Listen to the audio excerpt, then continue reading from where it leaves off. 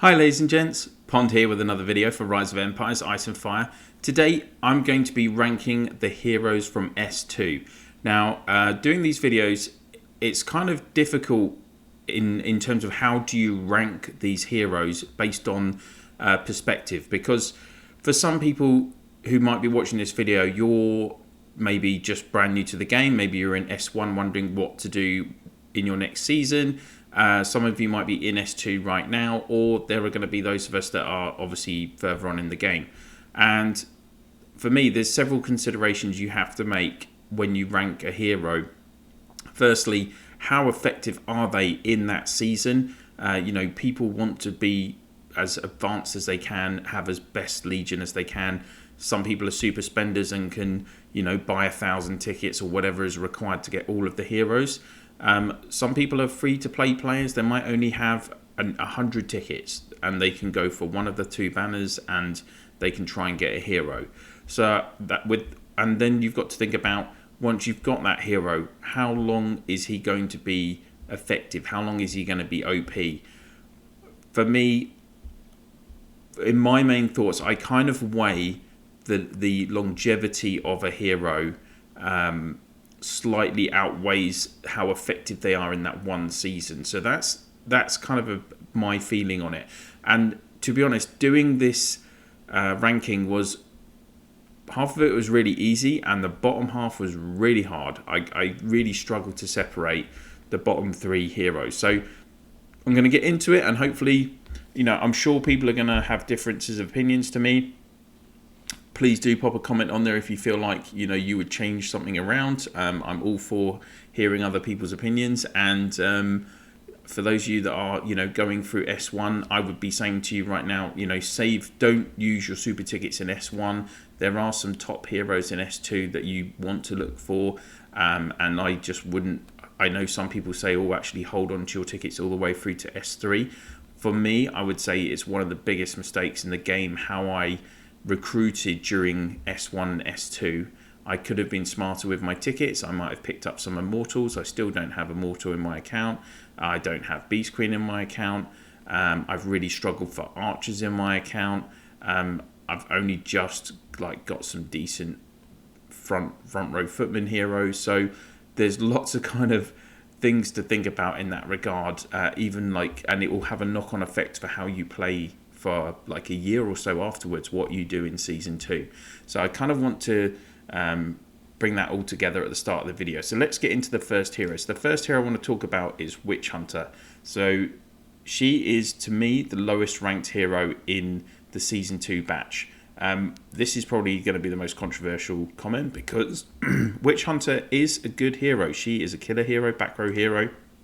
Second skill, 30% chance to attack all squads for 347% damage, and it affects all three squads. That's that's over 1,000% damage, and give them burn status, which will then inflict additional damage for 2 turns. That second skill alone is definitely OP at Series 2, at Season 2. That is doing a lot of damage. Her fifth skill is a prep skill, so it can't be silenced or disarmed. So for the first 3 turns, reduce 2 enemy squad damage by 75%, and also have a 90% chance to put the enemy to silent state. So she's got a really nice element of CC for the first 3 turns of the battle, which can be key. You want to silence, you particularly want to CC your opponent at the start of the battle, and the more you can kill at the start of the battle, the more likely you're going to win, because you've got the less troops attacking you for the rest of the battle. So this is a nice skill as well. And then on her 8th skill, 35% chance to attack all squads for 135% damage within the range, and give the fire attack status to the squad receiving 142% damage lasting for 2 turns. So you initially read this 135% damage and you think, oh, that's not a lot. But then you add on 142 plus another 142. So you're looking at about 420% damage per squad. So you're talking about nearly 1,300% damage from this skill getting off once. And it will probably get off twice in the battle. So that is a lot of damage for this stage in the game. So in terms of her damage ability, Witch Hunter is really good at S2. I'm not denying it. Like, she is going to kill a lot. Other considerations, though, you do have the Pacer at S1. He's very good. From the S1 heroes, he, in my opinion, he's the best S1 hero. He has elements of crowd control as well. He has very high damage skills as well. Maybe not as effective as Witch Hunters, and he doesn't debuff the enemy like she does. But, you know, he is an equal, he's a very close replacement. I think that, you know, the jump between those two is not so great. The other key consideration for me is the fact that at S4 you get Jade Eagle, who is just an absolute top killer hero in the game. He just obliterates what Witch Hunter can do. And then after Jade Eagle, when you get to SX, you're going to be looking at picking up Spectral Reaper as well. And with, even if you're running 2 Archer's Legions, if you've got Jade Eagle and Spectral Reaper, then Witch Hunter is not going to get a look in. And if you get to S4 and you pick up Jade Eagle, again, even if you're only running 1 Archer's combo, it's unlikely she's going to get, you're going to see her in your Archer's combination again. So that's kind of like, for me, her longevity is just not there. You really want to be picking up Jade Eagle at S4 and then Spectral Reaper at SX3. They are absolutely top heroes in the game, which have way more flexibility in how they're used, both in just Archers only Legions and mixed combo Legions. So that's why I've popped Witch Hunter at the bottom. So let's go on to the next hero, which is, it's not Inquisitor, it is Jade Rakshasa. So she is the other back row hero. She's a footman hero. She has some nice elements to her as well. This first skill, range 5, targets 1 random enemy squad. It's got 1 turn prep, so it is easier. It is a combat skill. It's got 1 turn of prep. It's easier to CC in terms of silencing or suppressing, because obviously you could stop it activating on the first turn from prepping. Sorry, on the first turn, and then you can actually you've got another opportunity from your opponent, from your suppression, to then stop it in the second round when it's supposed to be activating. But it does have a nice chance, 40% chance. It deals 6 lots of attacks to random enemy squads, and it deals 162% damage each time. So that's 6 times 162. So, you know, you're talking about over 900% damage, but it targets different squads. And for me, I'm not sure I like that. You're kind of, you know, nibbling away at individual squads with this skill. So for me, it's not great. Her 5th skill, though, a status skill, one of the first heroes in the game to have a status skill. Status skills are rare, really effective skills that will activate before the battle, and then they're basically in effect for the whole battle. And this skill will increase 10% damage for just the hero squad, and it stacks every turn. So obviously 10% on turn 1, then 20% on turn 2, etc. Until the end of the battle, you're up to 80%, which is significant extra damage, actually. And then her skill 8, Fallen Leaves, targets 2 random enemy squads, 40% chance to deal 160% damage to 2 random enemy squads within effective range. Give them the curse status, so they're going to then have, it's then dealing 80% damage every time you cast combat skills. So it's increasing the damage to those 2 random squads.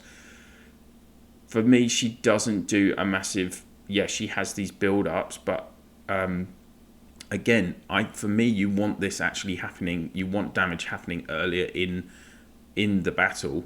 What if you're up against a squad that has people that are going to do damage earlier in the battle, and you're waiting for Jade to kind of rack up towards the end of the battle? You might not have any troops left. So it's, for me, it's not a great combination. The other thing with her is, again, in terms of longevity, like when you hit when you hit S4, you're gonna have Desert Storm. He is definitely a big upgrade on Jade. He's got all these guaranteed damage skills on his. He can interrupt other opponents' prep skills. He's one of the only heroes in the game that can do that. He's got a lot more. He's a much more well-rounded back row footman hero. How much of an improvement is Jade on S1 Iron Hand? Again, you know, Iron has this active 7th skill, which can be really beneficial. Jade doesn't have that. Iron Hand has a bit of crowd control. Jade doesn't have that. So again, similar to like the Pacer and the Witch Hunter, I'm not sure there is such a big leap between S1 and S2 with these two. Let's go on to the next one. So the third hero is, you've guessed it, Inquisitor. So he is the other archer's hero. Inquisitor, I've put him above the other two because I do feel like he has a slightly better lifespan in the game. And for instance, his skills as well, like, okay, skill for a middle row hero, which is where you're probably going to want to put him, he does do a good amount of damage. So this first one is targeting all 3 random enemy squads. Yes, okay, it's a combat skill, it needs 1 turn prep, so it's not ideal, but 30% chance to attack all the squads for 246% damage. So that's nearly 750% damage when this launches. And give the disarm status to the enemy squad unable to perform a normal attack lasting 2 turns. So that's a lot of, again, disarming, that's a lot of CC. And at S2, that is going to really inhibit the cavalry combination that you'd be going with then. So at S2, he is pretty effective at what he's doing. And then his 5th skill is a prep skill, so basically guaranteed. Increased damage taken from archers by 50% to all enemy squads. So it's a big 50% damage is pretty huge. It's for 3 turns. No, sorry, it's all the time, isn't it? Increased damage taken from archers by 50% to all enemy squads. So that is a big debuff affecting all of your enemy squads all of the time. So that's a really nice skill. And then finally, his 8th skill, Atonement.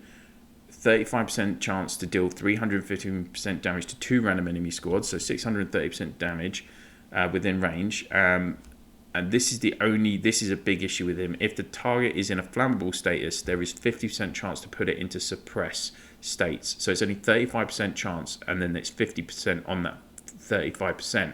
So it's unlikely that he will activate any suppression, and he requires Witch Hunter to do that. Basically, so his synergy is a bit restricted in that regard, which is why he doesn't rank higher than that. But in terms of a middle row hero, because he has those, you know, he does do CC, he does do damage, he does debuff the opponent. He is a bit more flexible. He has a bit more longevity. You know, he's not going to get at S3. You're actually going to put Skybreaker on the front row, so Inquisitor would definitely be your first choice at S3. At S4, if you don't have, you would actually put Skybreaker in the middle. But if you don't have Skybreaker, then you definitely want Inquisitor, and he does kind of appear sometimes on higher level combinations, even with SX heroes as well. Whether he has any good synergy in the future with some heroes that are doing this flammable status, I'm not sure. Like, we'll have to wait and see, and how much of an implication that would have. But yeah, that's my kind of thoughts on him. And in terms of an upgrade, well, I mean, he is a decent upgrade on the Volunteer or Cincinnatus, to be honest. Okay, 4th hero is Peacebringer. So Peacebringer is the front row footman hero on S2. I've clicked on Inquisitor. Peacebringer, for me, I really like him. He's he's got a status skill as well. It's his skill 2, so you can unlock it straight away. Hero Squad has 50% chance to be buffed every turn, taking 50% fewer damage these turns. Hero Squad has a 35% chance to counter attack when basic attacked, dealing 190% damage to the damage source. So what you got to think about is, okay, you got 50% chance, so this is probably going to activate half of the battle. He's taking 50% fewer damage. That's quite a tanky aspect, which is what you want on a front row hero. And this is guaranteed every battle. Plus 35% chance to attack when basic attacked. Well, you're usually getting basic attack 3 times in a turn, in a round. So you're basically saying this is guaranteed. You know, if it's 35% chance out of 3, then this is pretty much guaranteed to activate every time, and you're getting 190% damage. So it's pretty good for a front row hero. His 5th skill is prep skill, so again, it's nice. It can't be disarmed or silenced. The first 3 turns reduce the damage dealt by up to 45% for all our squads. So our entire squad reduced damage taken by 20%. This is a bit weird how it's worded, but I think what it means is the first 3 turns reduce the damage dealt for all squads, as in opponent squads, as well as his own squads, and then our entire squad reduced damage taken by minus 20% starting at the 4th turn. Increase our combat skill damage by 20% until the end of the battle. So there's lots going on there, debuffing and buffing. And then on the 8th skill, combat, unyielding will, 3 random enemy squads, so 30% chance to deal 203% damage to all enemy squads within range, and give the vulnerable status to the squad each time enemy is being attacked, causing extra 20% damage, lasting 1 round. So this is probably going to get off 2 or 3 times in the battle. It's actually 609% damage. Again, pretty good damage for a front row hero. He's got extra HP and it's might, which kind of makes sense because he does a lot of damage on it. He does a reasonable amount of damage on his own skills, right? Peacebringer as well he's definitely an upgrade on Chung or the Judge, whoever you might have at S1 on the front row. He doesn't have any element of CC, but again, he's got that status skill. He's more guaranteed to actually. He's got status and prep skills, so he's more guaranteed to be effective in the battle. And in terms of like longevity, people definitely. I mean, he's you're not getting a replacement for him in S3, S4. Soaring Hawk. Lots of people prefer Peacebringer to Soaring Hawk. And I'll regularly see people actually with Peacebringer even into Eden. So he's got probably better longevity than the other 3, definitely. Okay, so we've got 2 left. I'm conscious the video is going on quite a bit. So we've the next up is Beast Queen. So Beast Queen is a front row support hero for cavalry. She just does all of her damage and abilities are kind of front end of the battle, and like I say, that's preferable. You want to obliterate your opponent as quickly as possible. She's the first hero in the game that you're going to come across where all 3 of her skills are prep skills. So again, like, she's not susceptible to CC compared to all of the other heroes that we've looked at. In the first round, so this second skill immediately in the first round, all our squad's normal attack and pursuit skill damage increased by 80%. By pursuit skill, that's like passive skills or counter attack skills. So like you're going to see how that synergizes with Immortal in a minute, and her own skills as well. So increased by 80%, that is huge. So what Jade does in the last round of the battle, Beast Queen is doing in the first round of the battle. And then, yes, the effect reduces by a quarter per round. So it's 80% on round 1, 60, 40, 20. And then you don't get it for the second half of the battle. But the whole point of this Beast Queen and the combo she's going to be in is that they're doing all that damage up front. 5th skill, first 3 turns, 2 random friendly squads have a 25% chance, have a 70% chance when maxed to enter the spluttering state. Normal attack deals 160% damage to 2 enemy squads behind the target. So first 3 turns, 70% chance is 2 squads. So it's going to activate potentially 6 times, right? Maximum of 6 times, and each time it's activating, that squad is doing a 320% damage. So that's a huge amount of damage. She's not doing it directly, the other squads are doing it, but you've got a really good chance again at the start of the battle to debilitate your opponent. Interestingly, she doesn't have a HP boost, but she has the plus 100 cavalry speed. So combat speed, the higher your combat speed, the means that if you have the higher combat speed, you're going to go first in the round. Again, it's all about getting that damage off quickly. That's what Beast Queen's about. She has additional might as well to the formation, so she's giving extra damage to her fellow heroes and the troops. And first 3 turns of the battle on her 8th skill, as you can see, a prep skill again.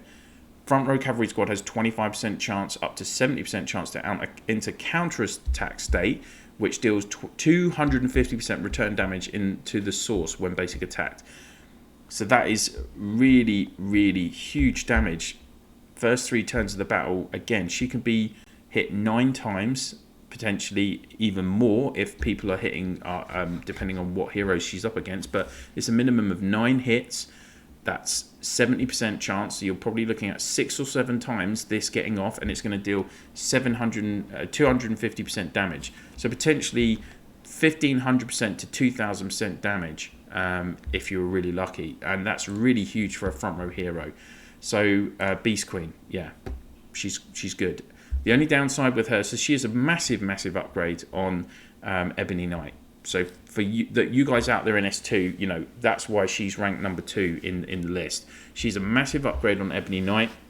She's going to work in a combination with Immortal that is going to actually run pretty much through most of the game. She can, all the way through into late SX season. She can be replaced by the Brave in S4, but to be honest, most people actually still prefer running her in the same combination rather than using the Brave. So she has really good longevity as well. So that leaves us with this gentleman, the Immortal. For me, he has the best longevity in the game out of any hero. So you could, if you're going into S2, you have to go for the Immortal. I don't care what people say about saving your tickets for S3. Get the Immortal. He's absolutely key. His second skill, passive skill, so this activates after normal attacks. There is a 40% chance to cause 2 attacks on a random enemy squad, each causing 348% damage. That's 700% damage after a normal attack. When you get impaired with the right heroes that are getting him to do more attacks, then there's more chance of this getting off. It can be, obviously he is susceptible to disarming and suppression though, but not silencing with that skill. Same with his 5th skill, passive skill again. And remember that Beast Queen buffs the damage of pursuit skills, and passive skills are pursuit skills. So after a normal attack again, there is a 34% chance to deal 465% damage to a random enemy squad, and he can silence them, give them silence. So he's a killer hero who can actually suppress the opponent as well. He also has extra resistance, strangely. Usually it would be might for a killer hero. And plus 100 cavalry speed. So again, all about this combo is all about getting ahead in the battle, hitting first. And then his 8th skill is a status skill. Again, one of these awesome skills that activates all the time. Increase 80% damage for the legion the hero is in. So 80% damage on top is just massive. And when you've already got that buff from Beast Queen as well, that's 160% damage on the first turn. So having Beast Queen and Immortal in the same legion is just can blow away most opponents at this level, and to be honest, at many other levels all the way through into SX. You'll regularly see Beast Queen, Rosenblade, SX, S3 hero and the Immortal beating full X hero combos. Just because they've got this amazing combination. The other thing with the Immortal is he is, in terms of his longevity, we are not going to see a hero that can match the Immortal or replace him until SX8, which is probably going to be like July 2021. And I'm doing this video in January 21. So, and he's been out pretty much since the start of the game. So for me, I could have picked him up in December 19. I would actually be running with him for at least 18 months at least. So he's that good. If you use him, get him in S2, you're not basically gonna get rid of him. He does work with loads of different combos as well, literally all the way through the game. Even right now we're in SX5. If you look at my cavalry combinations charts, he's actually in the 2nd strongest combination for cavalry. So and he works with loads of different heroes, Windwalker, Living Saint, Army Breaker, Ragnar, just Avalanche. Like he can fit in with all of them. So he's mad. So there we go, guys. And then so that is my ranking for S2 heroes. Just quickly as well, I wanted to show you, these are just 3 combinations as well that you could use in the game. Peacebringer, Judge, Jade, Beast Queen, Lionheart, and Immortal, and then Cincinnatus, Inquisitor, and Witch Hunter. Those would be like my 3 kind of combinations that you might want to use at this stage in the game. With these heroes, if you're lucky enough to pick up all of them, that's probably going to be your best set of combinations at S2. So there we go, guys. Thank you so much for watching. I know this has been quite a long video. I wanted to give a bit more description, doing 6 heroes in one go, and kind of give a good explanation of why I've given them those rankings for you. So thank you very much for watching. If you've liked the video, then why not click on that like? And if this is one of the first videos that you're watching on my channel, then why not click on that subscribe and ring the bell so you can get notifications of videos whenever I'm dropping them on the channel, which is daily. And if you could please share my channel in your Alliance chat, Province chat, and through Line, WhatsApp, Viber, Discord, whatever you use to talk to your fellow players in the game, that would be absolutely brilliant. Thank you so much for watching, guys. I'll see you soon.